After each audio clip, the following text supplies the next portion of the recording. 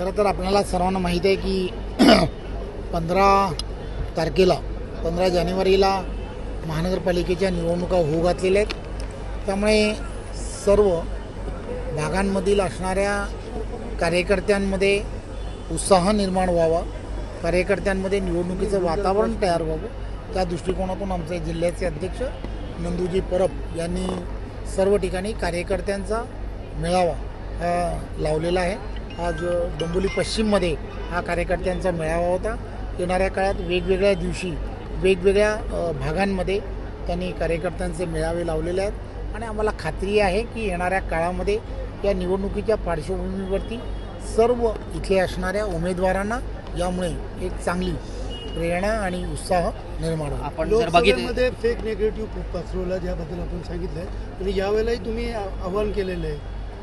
ही एक गोष्ट लक्षात घेतली पाहिजे, लोकसभेच्या वेळेला जो संविधानाच्या संदर्भातला फेक नेरेटिव्ह तयार झाला होता, असेच फेक नेरेटिव्ह हे वेगवेगळ्या पद्धतीने विरोधक जे आहेत ते तयार करण्याचा प्रयत्न करतो।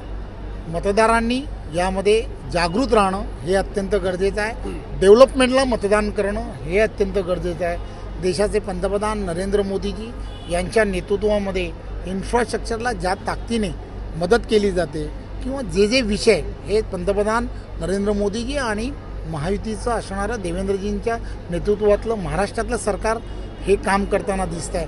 या सगळ्या गोष्टीला पॉझिटिव्हली सर्व ठिकाणी रिस्पॉन्स हा जनतेने देणं हे अत्यंत गरजेचं आहे। आपण सांगितलं 100% भाजपाला निवडून द्या, महापौर भाजपाचा बसवा, याबद्दल काय सांगा? एक गोष्ट लक्षात घेतली पाहिजे, भारतीय जनता पार्टी आणि भारतीय जनता पार्टीच्या कार्यकर्त्यांच्या मेळाव्यामध्ये कार्यकर्त्यांना उत्स्फूर्तपणे आम्ही आज सर्व ठिकाणी यावेळेला जातो तेव्हा कार्यकर्ते उत्स्फूर्तपणे या सर्व घोषणा करत असतात।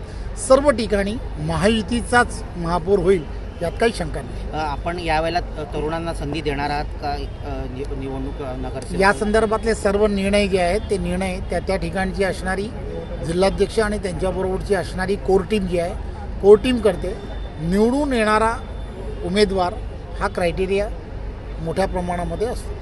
धन्यवाद।